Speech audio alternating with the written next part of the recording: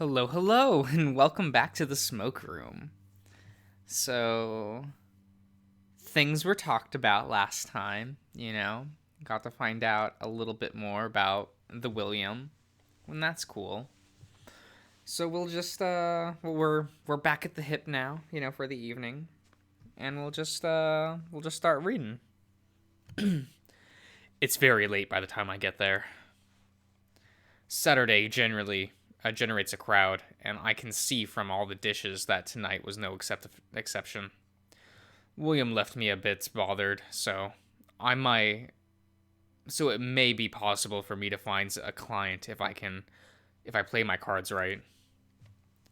I've been slacking on taking on impromptu clients the last few days, and I don't want to get into the habit of that. Not to mention, I'll be fidgety all evening if I don't get these urges taken out of me. Two birds, one stone. Oh, there you are, Sam. Oh, evening. Haven't seen you all day. I presume it was spent with the sheriff? Well, yeah. Never mind about that. You wouldn't believe what happened. I'm dragging you to the powder room tonight. I think I ought to be working instead. She leans into my ear and whispers, It's really late, Sam, and the madam said nobody booked you tonight, so it's fine. I whispered back, All the more reason to be on the prowl then. I've seen you in this mood before. Odds are likely that you'll sulk around and then shut yourself in your bedroom. I don't do that. But you do, though. I said I don't. Have it your way, then. I'm not gonna drag you there. Come along or be bored. I pinch the bridge of my nose. She's probably right. When I'm impatient, I get pricky. Patrons can pick up on that and get chased away. I'll need a few drinks to mellow out, and then after, I might not be the most level-headed. Fine then. Let's see what this fuss is all about. All right, I'm here. I see Cynthia and a group of women huddled around the corner, giggling. I knew you couldn't resist some fun. I'm I'm not surprised to see Scarlet and Lucy here too. Oh, I'm not surprised to see Scarlet and Lucy here too. Those three are always flocked together. The White Heron is the first to notice me and holds her talons to her heart. Now you didn't tell me Sam was going to be here. Up until now, I didn't know he would be. Her brawny squirrel friend clicks her tongue. I'd say the more the merrier, love. Shall I mix you a whiskey sour? Not so sure I should be drinking right now, but the past few days have been pretty rough, pretty long. Sounds nice. I got you. She makes her way to the accent table, adorned with crystal containers full of mixers and spirits. I take my seat on a love seat near a coffee table in the corner of the room, and the ladies follow, sitting across from me. Nice to see you. Nice to see we're all on reprieve from bumming uglies all the time, at the same time. I'll be honest. I would be. I would have liked another client tonight. And that is where we can agree to disagree, love. My back's been killing me. My back is always fine. That's 'cause you ain't got tits, hen. Or you're just a whiner. Oh, a mouth on this one tonight. I love to see it. Love to see it. Here's the whiskey, kitten. Keep keep the tip. I promise I don't need another. Hilarious. Where's the sense of humor, Samuel? Keep that up and you'll never bag a man. I got a man. Oh, are we getting spicy already? I'm only on my first shot. His name is Samuel. Cynthia snorts her drink and starts coughing. Oh, for the love of all that is green and good. That sure enough doesn't count. I'm plenty enough man, so why would I need another? You sure his name isn't Will? The other girls cooed. Watch it, Cynthia. She shrugged and took a sip of her drink. I know. I agree with Sam. Oh? If I had a man as big and strong as him, I'd ask him to carry me everywhere.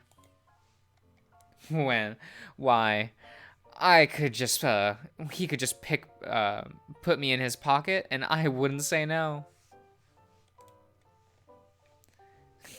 Can't share the sentiment. He's lovely to look at, but thick as plum pudding. She pats me on the leg. No offense, love. This is all in good fun. All right.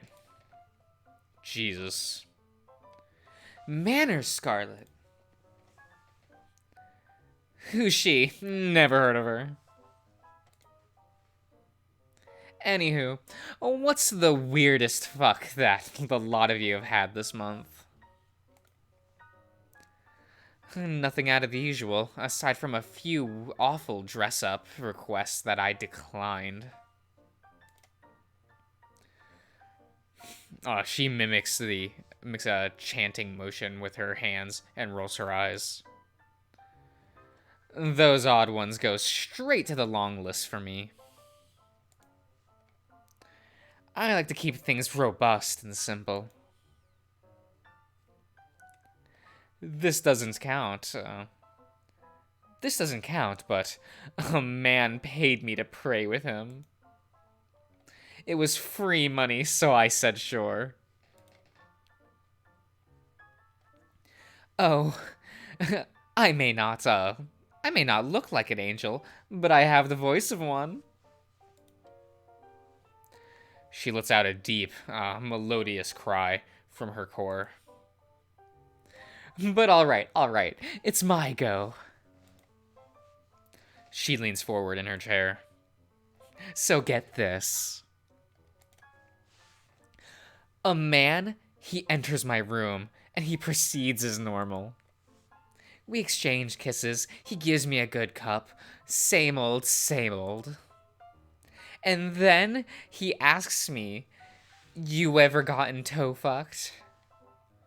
What? No. Excuse me? What is happening? I swear on King Arthur's ghost himself. What's that mean?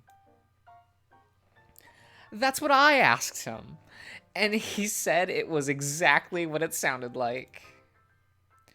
One big toe up the shitter. That's the worst thing I've ever heard. It gets even better. I asked him what he'd pay me to try. He said, didn't I already? And I says, no, I'm afraid you didn't, lovely. So did you try it? He wouldn't pay. So I says none of that. A quick handy and out the door he went. We take a sip of our drinks. Lucy and Cynthia cross their legs. I'll admit that request got me curious for why somebody would even ask for that. I guess now you'll never know. Could we please talk about anything else? Oh, I know what we could talk about. The trunk. The trunk? That's right! The trunk! Cynthia puts her glass down and stood up, heading to the corner wall behind us. I'm glad I remembered. I didn't want Sam to miss something like this. She pushed one of the curtains aside, revealing an oddly colored panel in the wall. It almost seems like a scale of a reptile. She pushes her paw beneath the scale, shoving it forward, and the panel comes loose. Luckily, I found this cubbyhole while she was cleaning. Lucy found this cubbyhole while she was cleaning. It looks like stuff's been shoved in here for years. The willowy heron billows behind me, speaking up. Oh, but I missed it, isn't it? I can't be the first person who's found it.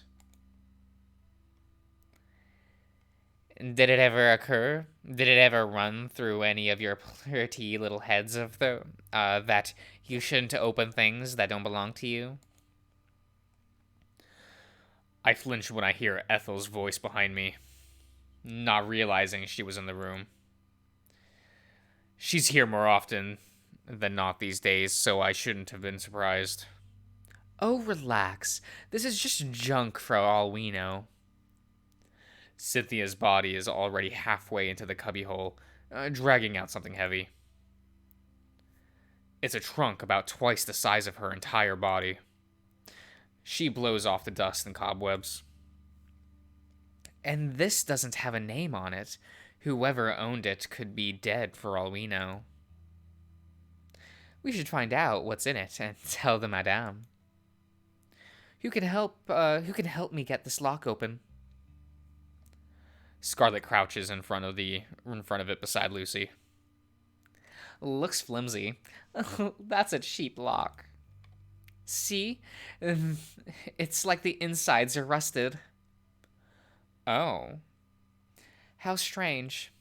Let us have a peek when you get the lock off. I hear a series of scratches and clicks. The lock falls to the floor.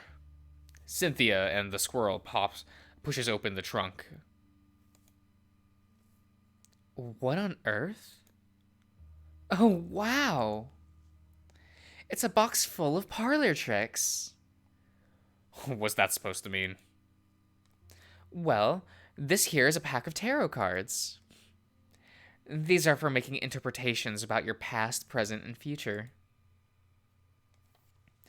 And this here is a set of divining rods. What a queer collection to have in a place like this. Look, there's a scroll here too. Instructions for levitation play? Oh, we can play, Cynthia. I've always wanted to fly like one of those little birds outside. Well, I don't think it will work, loosey-goosey, but there's no harm in trying. Oh, what a bunch of nonsense. I need a drink. I don't think you should play around with this stuff, Cynthia. Why not? Because there's things you shouldn't meddle in. Like witchery. Somehow I had a hunch that real witchery does look like this. That does not look like this.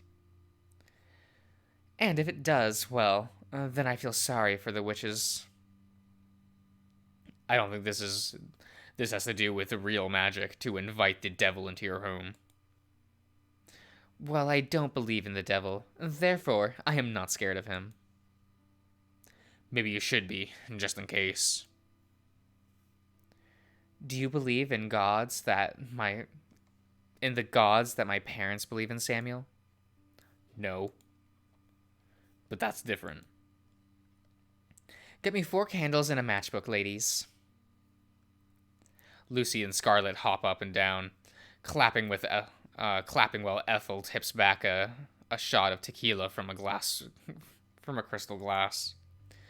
I really, really don't think you should be doing this. Cynthia lowers her voice. You don't have to stick around if you're scared, Sam. Scared? We just have we just want to have a bit of fun, okay? I can play these games because they're not scary. But some people like to be scared at this stuff, and I don't want to ruin their fun. Making yourself scared is the dumbest thing I've ever heard. The world's plenty scary as it is. Well, I'm not the one who's gonna be scared.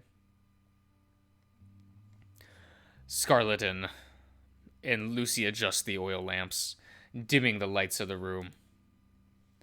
I just sit and stare at the ceiling, looking where Lucy's looking. Cynthia clears her throat and reads the scroll aloud in a stilted voice. The levitation act can be performed as followed. In a dimming lit area, one must lay supine, gazing at the sky or ceiling. Companions of the enchanted should stand perpendicular to the body, with their fingers resting beneath the back. The more companions, the stronger the incantation will be. With enough people, you should be able to just lift the damn person. The trick of the spell is to deceive the soul into trying to enter heaven. As the soul becomes weightless, rising into the atmosphere, as too does the body still attached. Well, that sounds scientifically true, so I'll believe it. Let's give it a shot. The incantation must be chanted by companions while the enchanted closes their eyes and thinks about being deceased. The phrase must be read line by line and read below. Repeat as much as necessary until the enchanted knows they are flying. Here is a dead body. Stiff as a stick. Cold as marble. Light as a spirit. Lift yourself in the name of Jesus Christ. Cynthia! What? You're reading it like a recipe. Well, that's somewhat how it's formatted. Lucy lies on her back, facing the ceiling. I'm ready. All right, hold your horses. Get on the other side, Scarlet. Right as rain. We all ready, love. Concentrate, Scarlet, and recite with me. Here is a dead body. I'm dead. Dead. Cynthia uses her storytelling voice for this recital. She told me before that some of her clients don't even pay to have sex with her. They just pay her to read things to them. Can't relate. Scarlet repeats her lines, and I can tell that her Scottish brog is getting softer. Stiff as a stick. There's an intonation to both of their voices now. Cold as marble. I'm cold. So cold. Faker. Light as a spirit. A sudden wave of disorientation hits me. Like I can't balance. Am I gonna pass out? Well, I hate that. Lift yourself in the name of Jesus Christ. I'm flying. I'm flying. No, she isn't. Uh... If she says she is, then she is. See, Sam? Magic is real. Sam?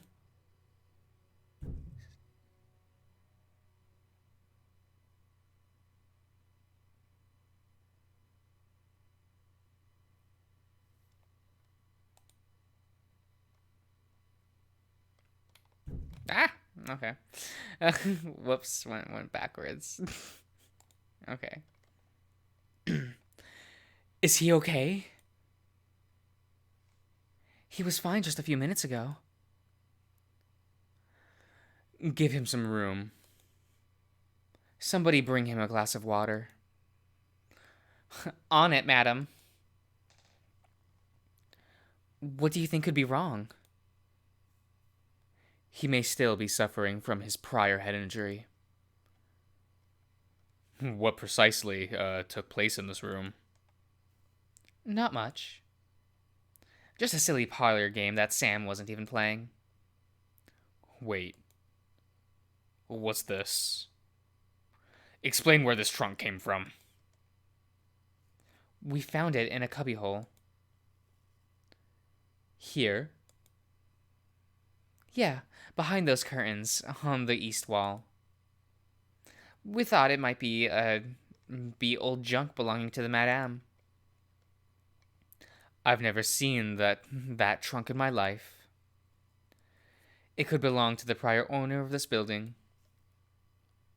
Shall we go through it for you, madam? Cynthia found it, didn't she? Well, I think she can handle sorting through it.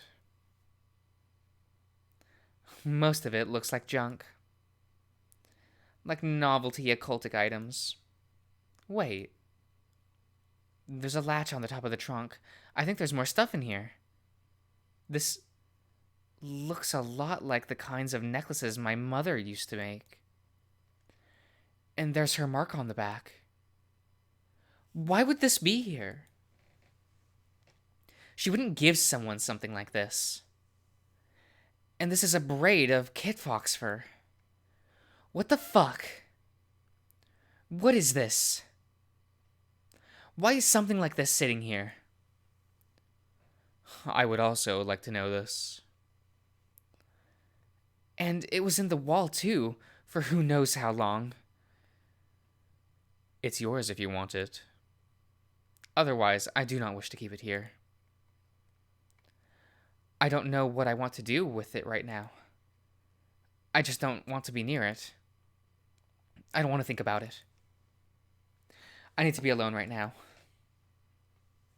Cynthia? Oh, good. He's come too. Madam's warm hand props me up as the cold rim of a glass touches my lips. Drink. Some of the lukewarm water spills out of the side of my mouth as I try to swallow. Can you sit up? I think I'm fine, madam. Sit up and show me. The shape of the room is a little more clear now. There's a dull, throbbing ache whenever I look into directly into the lamps. We will help you back to your room. No. Everything's okay. I'm fine. I push my body up off the ground, and the whole room looks like I remember it. Then it looks a little sideways. Harlan, catch him. Something grabs me under the arm.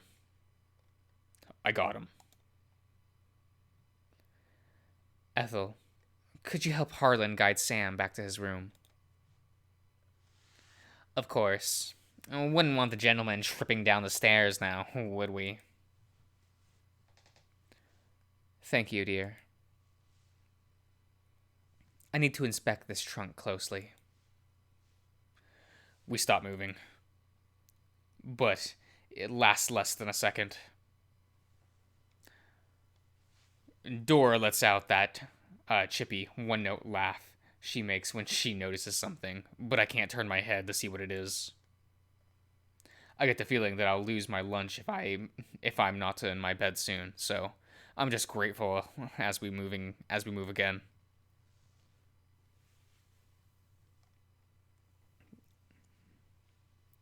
The pressure behind my ears and my eyes uh, abates when I'm finally back on my bed.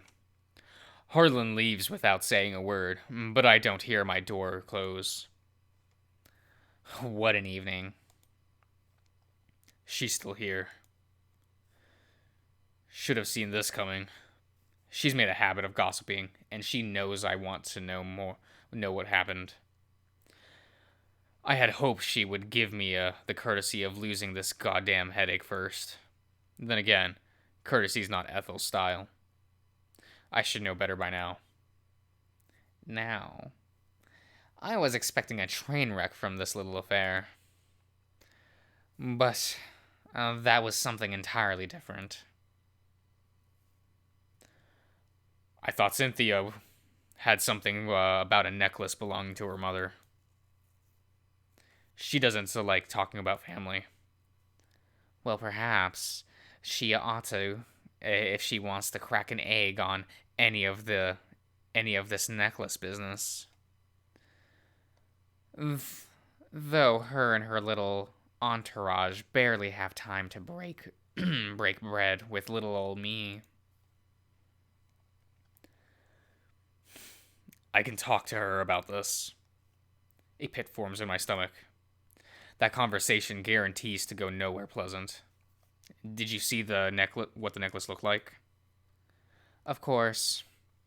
It was one of those turquoise get-ups. Looks just like her brooch. Why would something like that be in that chest? Well, depending on who you ask. I've heard some folks say those brooches are a type of powerful engine magic. Warding away evil, that sort of hogwash. I'm suddenly glad that Cynthia isn't here right now, so she doesn't have to hear this.